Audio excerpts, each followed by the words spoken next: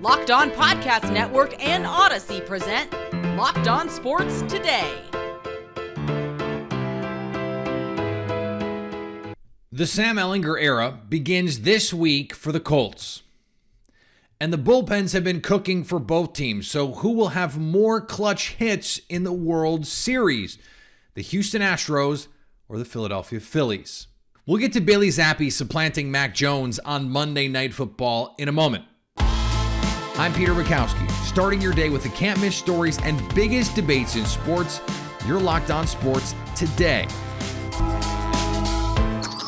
Searching all major sports. Found. Let's start with the biggest story.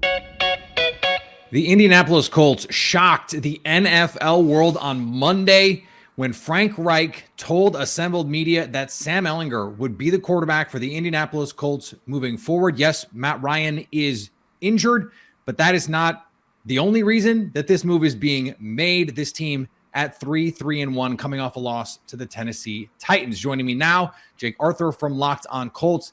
And Jake, I guess the basic question here is why make this move now?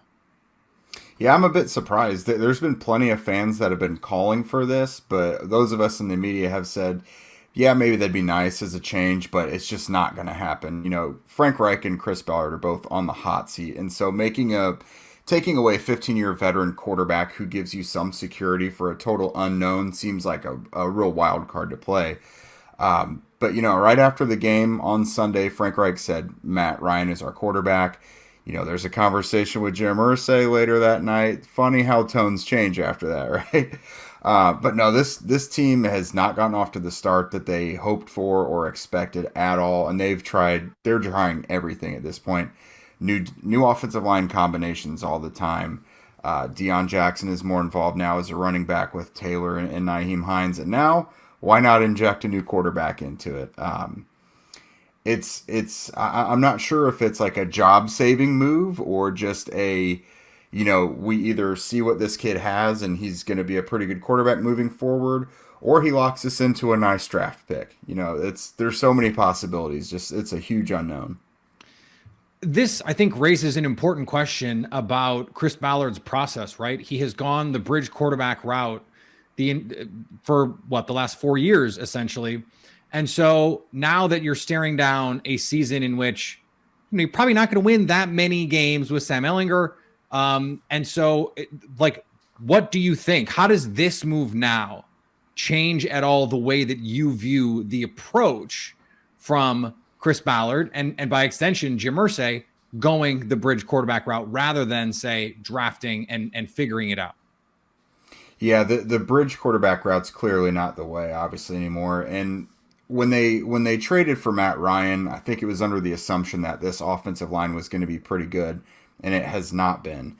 And even when Ryan has had time to pass, he just looks shell-shocked now. Some of his biggest bloopers this year have come from a relatively clean pocket or where he didn't have someone breathing down his neck. So just making this move now, it just seems like I just don't think he's well equipped for this offense, how it's performing. I don't think the line is going to get fixed this year.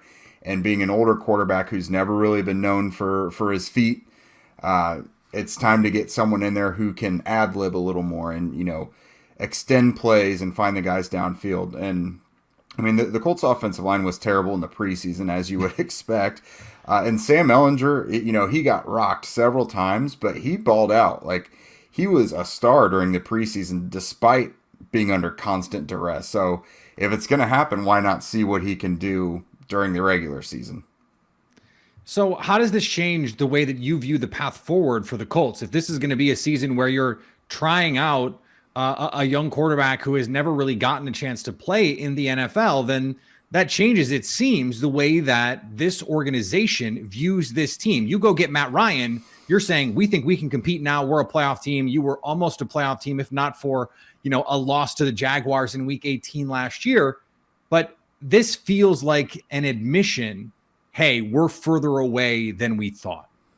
Yeah, absolutely. I would agree with that.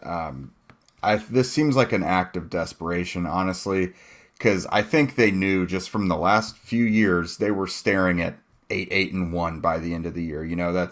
Does that get in your playoffs? Who knows? But it just sits you right into mediocrity, and it's time for a Hail Mary. Like, this is either going to go really poorly and Ehlinger's only going to win you a couple games, or maybe he's the spark this offense needs to really get going. Stay up to date all year on the Indianapolis Colts by subscribing to Locked On Sports Today and the Locked On Colts podcast on the Odyssey app, YouTube, or wherever you get podcasts.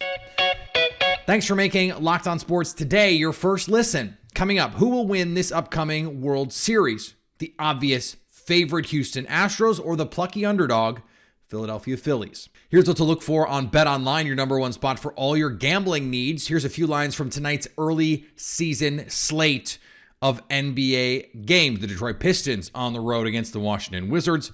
BetOnline likes the Wizards by 5.5 in that one. And the defending champion Golden State Warriors head to Phoenix to face the Suns. BetOnline has the champs as underdogs with the Suns favored by 2.5. BetOnline, where the game starts.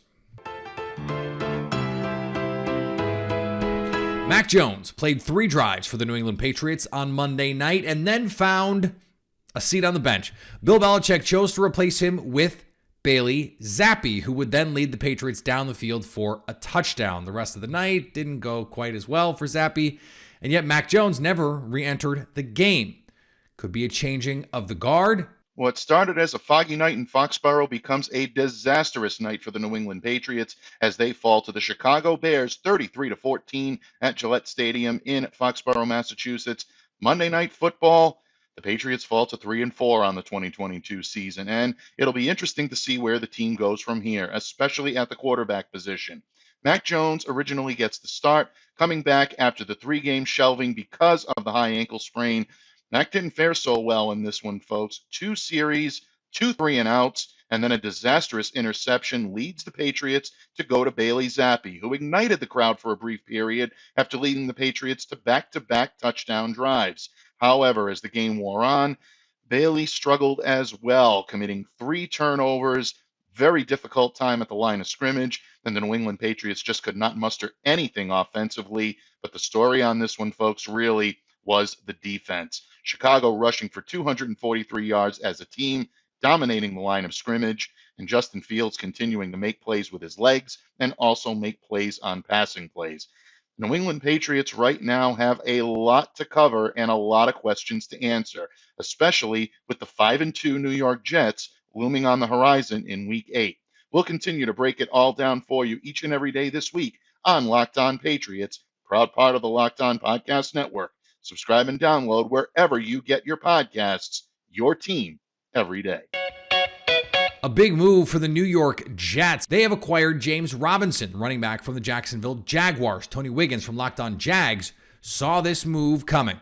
The James Robinson era in Jacksonville is over as the Jaguars has traded the third-year running back to the New York Jets for a 6th-round pick, which could turn into a 5th. That's not enough compensation. But the alarm went off in my head, not when Travis Etienne started getting the bulk of the carries, but is when Jermichael Hasty started getting more of the carries behind Etienne. And I was wondering what's going on with J-Rob. Well, now we found out. J-Rob is no longer a member of the Jacksonville Jaguars. He will go up to New York to play with the New York Jets. And the Jaguars received only a 6th-round pick that could turn into a 5th-round pick. So now we have the answer. Travis Etienne is now running back 1 without a doubt here in Jacksonville. This is going to be talked about for a minute. We'll see how the fans feel about it. And we'll talk about it tomorrow on Locked On Jaguars.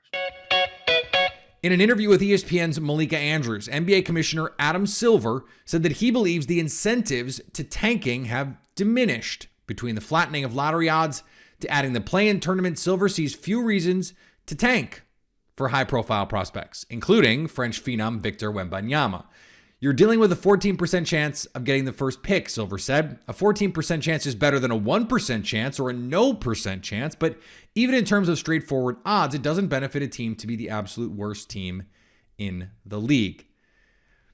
Okay, Commish, but teams are going to still try and be really bad so they can get a 1% chance at Victor Wembanyama. He is that good.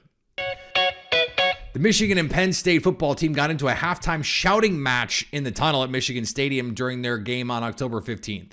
After the game, Penn State head coach James Franklin said there should be a policy in place to keep that from happening in the future. But Michigan coach Jim Harbaugh thinks otherwise. I really got bigger fish to fry than Coach Franklin's opinion on the halftime tunnel from a game ago. But I mean, all they got to do is walk into their locker room. I mean, I think you saw pretty clearly that they completely stopped. They weren't letting us get up the tunnel, and it just seemed like such a sophomore ploy to try to keep us out of our locker room. And he looked like he was the ringleader of the whole thing. So, but no, I got bigger fish to fry than worry about that kind of whining. The World Series is set, and it's one team everyone thought would be there, the Houston Astros, and another team that everyone except maybe NL East fans are really excited got there, the Philadelphia Phillies, a feel-good story taking down team after team throughout the playoffs, which means to preview all of this, we have the benefit of two of the best, Brett Chansey from Locked On Astros and Connor Thomas from Locked On Phillies. And guys, this is going to be, I think, a really fun series. Astros are the heavy favorites. So I'm going to start with you, Brett. What is the biggest advantage you see as Houston having over the Philadelphia Phillies in this series? Well, I think it's clearly our pitching staff, and our relief pitchers have only given up 3 runs in 30 innings. And so when you look at what they've been able to do, the Mariners, for all intents and purposes, in game 1 of the ALDS, had every reason to win and possibly take over that series and really shock the world. The Astros offense woke up and we came back, and Yordan Alvarez had the historic home run. But it's been our relief pitching. It's been like the Luis Garcia 5 innings. It's been Hunter Brown. It's been Hector Neris, Montero, Stanek, all of the players that are out there. Ryan Presley, who is 9 for 9 in saves in the postseason. He has been impeccable. And there could be a case for Ryan Presley being the ALCS MVP because he got 3 saves out of the 4 games. I think our pitching is key. The way that Dusty has deployed the pitchers, relief pitchers, the starters, it has been a masterclass. And I think it is probably Dusty's best handling of a bullpen in his entire career. So, Connor, let's let you jump in here because this is going to be something that we see every year in the postseason. How does your pitching hold up when the stakes are at its highest? And the Phillies have, in a lot of ways, come through when the stakes have been at their highest in this postseason. So let's just take Brett's point. What can Philly do to counter what he sees as a big advantage in the bullpen pitching? Yeah, and the bullpen's incredible. The thing is, the Phillies have 2 arms that can be competitive with anybody out there, and Jose Alvarado and Sir Anthony Dominguez. You're getting 100 from the right side with Sir Anthony, and just incredible stuff with multiple pitches to get you out on.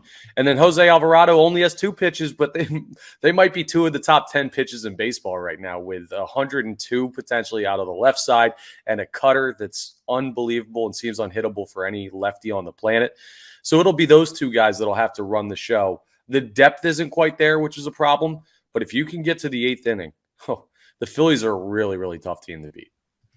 So let's talk about this Phillies lineup, because Bryce Harper has been absolutely on one in the postseason, but it hasn't just been Bryce Harper. They're getting clutch hitting, of course, also from Bryce Harper. So if we're going to talk about this Astros bullpen, what do you see from this Philadelphia lineup, Connor, that gives you the confidence to say, okay, this team can score enough runs, especially after inning 5, inning 6, inning 7, to pull out some of these wins?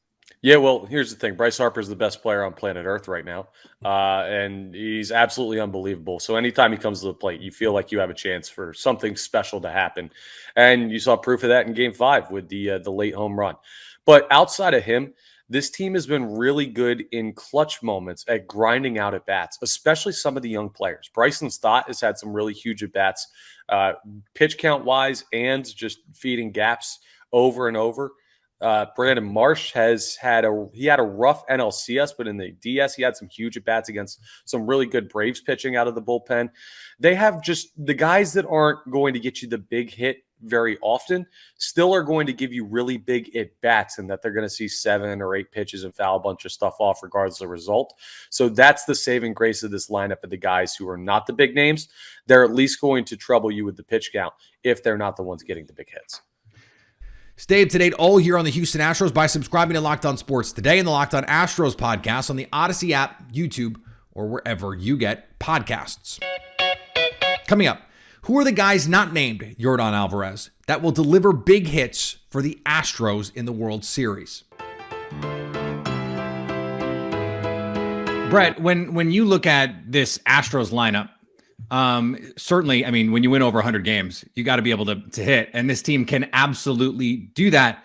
How do they get more out of the guys not named Yordan Alvarez?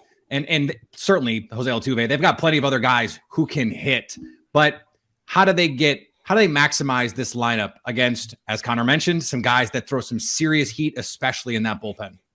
Well, I think the key is to their approach. I think the weakness for guys like Altuve is they got outside of themselves. They swung a lot of, there was the one game where he was 0 for 7, the 18-inning game where they ended up beating the Mariners.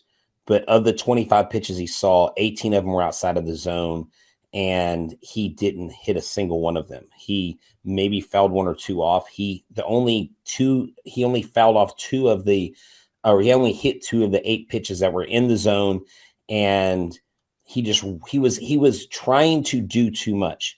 And when they allow the pitchers to throw outside and not chase, have the plate discipline that Alex Bregman has, why he's one of the leaders as a third baseman in postseason history for RBIs, especially with runners in scoring position. That's why you have Kyle Tucker, who is an absolute monster against left-handed pitchers as well. This team has to force the pitchers to bring the ball into that strike zone. If they can force the ball into the strike zone, Yordan Alvarez, Jeremy Pena, and Yuli Gurriel, who has been an absolute zero at the plate for most of the season, has turned back into hitting champ Yuli Gurriel. And so I think at the end of the day, he is going to have a phenomenal series versus the Phillies. And I think guys like Jeremy Pena, they've got to lay off the low sliders. They got to stay off the pitches away. If they don't expand the zone too much, force the Phillies pitchers in, I think that's a recipe for success. All right. Quickly, I'm going to go to each of you. Let's stick with Brett here. Brett, what is the key to this series for the Houston Astros, the wild card, and what does that mean for how you think this series ultimately plays out? I believe the key to this series, again, is going to be Dusty Baker and how he deploys the bullpen. That is going to be really that's really going to ride heavy on how the starters perform. So I need the starters to come out and not make mistakes, because I don't think this Phillies lineup is going to be as impotent as, basically the Yankees were. The Yankees didn't hit much. So the starters come out solid. Dusty Baker continues to deploy the bullpen arms at the right time, and the Astros hitters put up a crooked number here, a crooked number there. This team averaged 4.45 runs throughout the postseason so far, and they've won 7 of the 7 games they played. If they score 4 to 5 runs each game, I think the pitching holds it down and they're able to beat Philadelphia. All right, Connor, why is everything Brett just said wrong? No. What is for you the wild card, the key, and how you think that ultimately affects the outcome of this series? The best part is it has nothing to do with anything going on the actual field of play. It's the fans. It's Citizens Bank Park. It's the best home field advantage in sports right now, and you got to play 3 games in Philly. The Phillies are undefeated at home in the playoffs, and I understand the Astros haven't lost the game either way, but the Phillies have been unbelievable at home because of the environment they build. Everything that's being mentioned from teams that they've eliminated is how tough of a place it is to play. And if they can win 3 games at home, you have to steal 1 game on the road with either Wheeler or Nola potentially winning it. That makes them a really, really tough out. So it's the home field advantage they have at the bank, and the fact that on that field, they just seem unbeatable. It is the favorite, the juggernaut against the upstart. And I think that's a perfect way, Connor, to put a bow on it, because if the Phillies win, it's going to be for some sort of unexplainable reason, something that we can't point to this in the stat sheet and say, that is why. Guys, thank you so much. Stay up to date all year on the Philadelphia Phillies by subscribing to Locked On Sports today and the Locked On Phillies podcast on the Odyssey app, YouTube, or wherever you get podcasts. And finally, the NFL is reviewing a video. I know this normally can go way off the rails. This video also went off the rails, but not because the NFL is reviewing a play on the field. God forbid, a catch. No, the video appears to show two officials in uniform asking Tampa Bay Buccaneers wide receiver Mike Evans for an autograph in the tunnel after Sunday's game against the Carolina Panthers. The video, captured by 1340 AM Fox Sports, shows side judge Jeff Lamberth and line judge Trip Sutter calling Evans' name and each getting autographs from the star receiver after Tampa Bay's 21-3 loss. Lamberth is in his 21st season as an official, and Sutter is in his 4th. Just another bad call by NFL officials. You hate to see it. Thanks for making Locked On Sports today your first listen. Now go find your favorite team's Locked On podcast and make them your second listen. Coming up on tomorrow's show, which 3 and 4 team has the best chance to make the NFL playoffs? Probably not the Packers. So at least until tomorrow, stay locked on sports today. Locked On Podcast Network and Odyssey present Locked On Sports Today. For more episodes of Locked On Sports Today, go to our video on demand. Click on Sports at the top of your screen. There, you'll find past episodes of Locked On Sports Today, plus other Locked On shows on demand.